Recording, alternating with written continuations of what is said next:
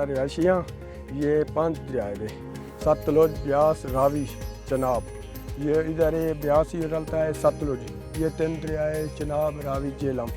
ये 5 दरिया है। इसी गहराई में 40-50 फुट है। हैड के नेड़े तेड़े वो 150 फुट है।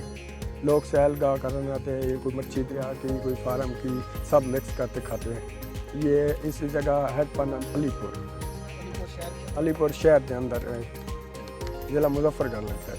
ये वो जगह है जिथे 5 दरिया मिलते हैं, 5 नदियाँ होती हैं।